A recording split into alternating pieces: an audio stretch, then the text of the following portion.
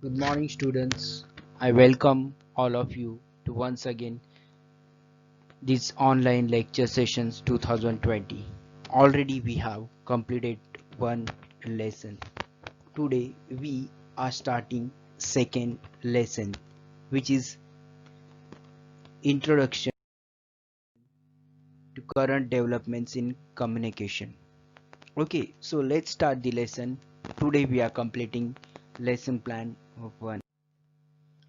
So as you know that we are taking first topic, which is memory. Just as you need to memorize something, retain and recall, so does a computer. Current data is committed to memory in exact detail for future reference. In a computer, the device used to store data for a short term or long term is called memory. As we know that we people also keep many things in our memory. And where is the storage system? That is a brain. But computer has a different type of memory system by which computer can retain, can recall it. Okay, it can just remember anything. So how it is possible for the computer system? So for that, first we need to understand the types of computer memories. Okay, computer memory, in which there are two types. One is primary memory, second one is secondary memory. In primary memory there are two things. First one is RAM, random access memory, and second one is ROM, which is read only memory. Okay, in random access memory, once again there are two types. One is static RAM, another one is dynamic RAM. Don't worry, though you find these words are new, difficult to you, I'm going to explain you step by step. So relax. Secondary memory. We all are very familiar with all these things.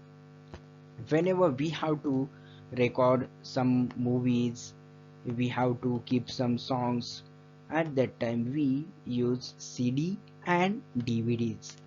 There is another system which is called as hard disk, which is storage device. On hard disk you can keep all the softwares, you can keep your photos, movies, you can keep many word files, PDF files, anything can be kept on hard disk. Last one, which is a memory card. Memory card we use like pen drives, we use mobile memory cards. Okay, so there are a variety of memory cards.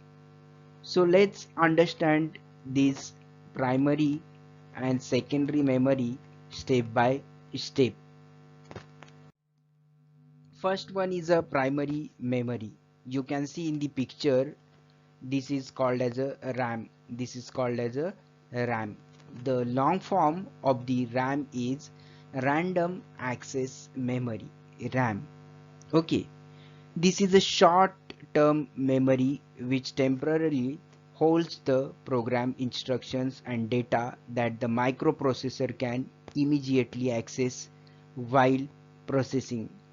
The number of programs that can be run simultaneously or the amount of information that can be accessed at one time depends on its primary memory. When you switch the computer off, all information and data written in the RAM are erased. Why? Because it's a temporary memory chip. When you are working, that time it will be get stored on this RAM.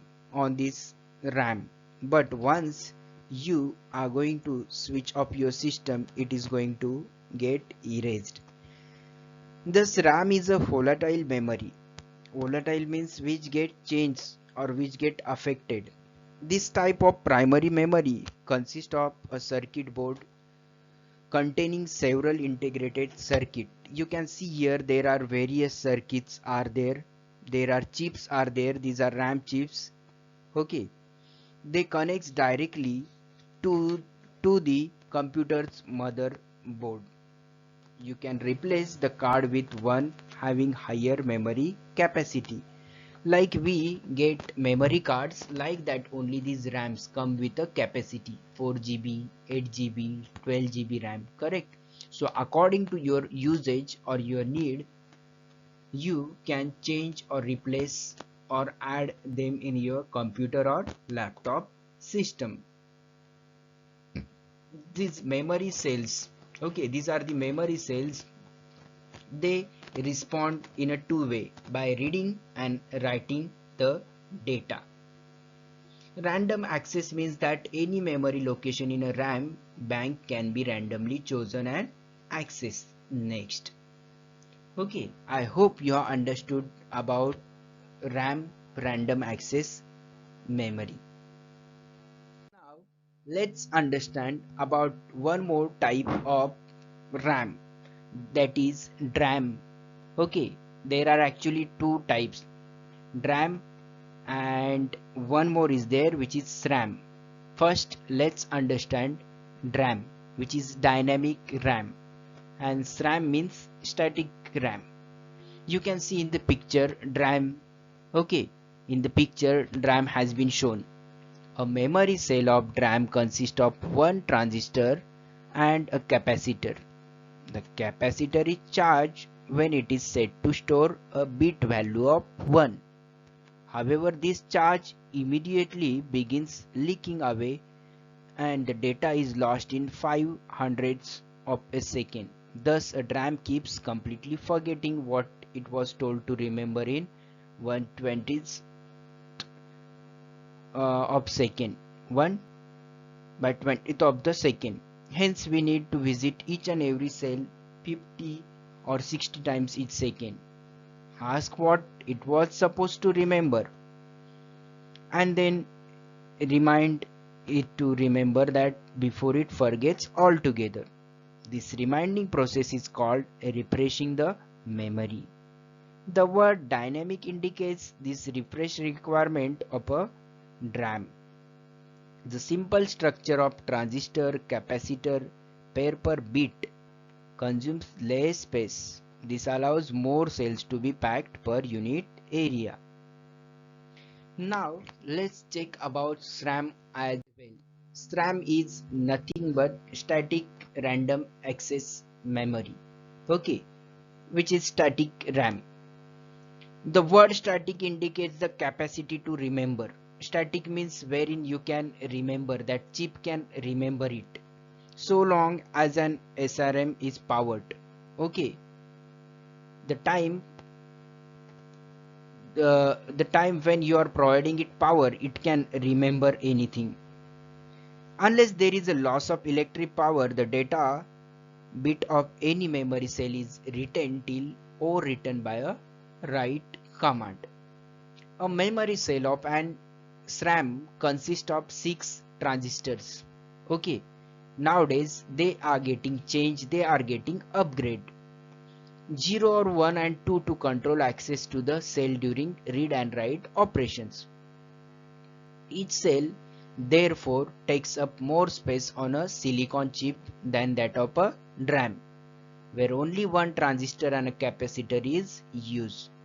The SRAM has lower number of memory cells per unit area than DRAM. This lower density increases its cost as per bit of storage and makes it more expensive than DRAM. So this type of particular RAM is very expensive, but it's very reliable and fast.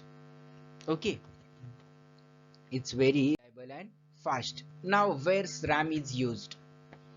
As system memory in critical computer systems such as industrial and scientific subsystems, servers, car electronics, expensive personal computers. SRAM is used where people are using, or they are using computer system for very important work, like there are various companies are there. Okay, there are various servers, car electronics are there, and some expensive personal computers are there in which we have stored very important data. In such system, SRAM is used. And SRAM is used as primary caches inside powerful microprocessors. And some of the areas where microprocessors are used, which are very powerful, there also SRAM is used. As caches or buffers of hard disk, LCD monitors, printers, and CD drives. SRAM is used for recording or for hard disk, for LCD monitors and printers. Okay, so that it can store data for a longer time. In microprocessor controlled home appliances and toys, and SRAM is used in some of the toys as well. And at the last, for digital cameras and cell phones, SRAM is used. SRAM is very useful. Now next one is read only memory, RAM. It's ROM, sorry, read only memory. This type of memory IC that retains its programs or data even when it is not electrically powered. So ROM are important. Just take out your daddy's or mummy's mobile and just ask them for showing micro SD card. So this is nothing but which use or which works on the principle of read only memory, which is called as ROM. This is a type of memory IC that retains its programs or data even when it is not electrically powered. That is, it is a non-volatile or long-term memory. It is for long-term use. We can keep our movies, images, and that's why we use this memory card, okay, which has ROM in it. Every computer has ROM on its motherboard, known as the BIOS chip. It holds critical bootstrapping programs that are essential to bring the computer to state of readiness after it is powered on. So ROM is very useful. In the oldest type of ROM, known as mask ROM, the programs are physically encoded on the IC at the fabrication stage. Thus it is impossible to change its contents after fabrication. But now in modern types such as EPROM, means EPROM, erasable programmable ROM, means now we can change the commands, now we can change the programming of ROM, it is possible. Okay, and because of that we can use cellular phones, pen drives, digital cameras, portable MP3 players, micro SD cards. Okay, and we can change their functioning according to our choice. Okay, so we can change their functioning with the help of some coding system. Now secondary memory. Secondary memory means we have already seen. In secondary memory we use floppy disk. There was a time when we used to have these floppy disks with limited storage capacity. Hard disk is there. Nowadays also we use hard disk, but they comes in a compact size. Memory cards we use for mobile phones, and we use pen drive known as USB, flash drive also, DVDs we used to use, and CD. Okay, nowadays we use these pen drives, we use memory card and hard disk because they have good capacity. Okay, in hard disk you can keep more than 1 TB data as well. Okay, in USB pen drive you can keep more than 32 GB data in a very small pen drive. In memory cards also you can keep more than 32 GB. So this is all about secondary memory, which is really very important.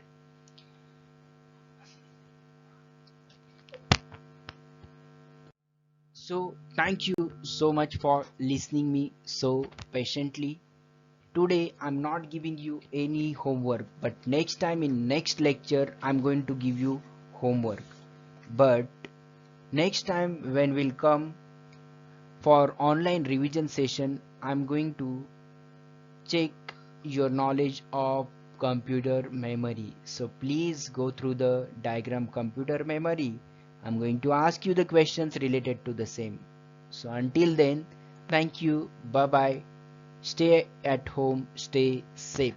Thank you.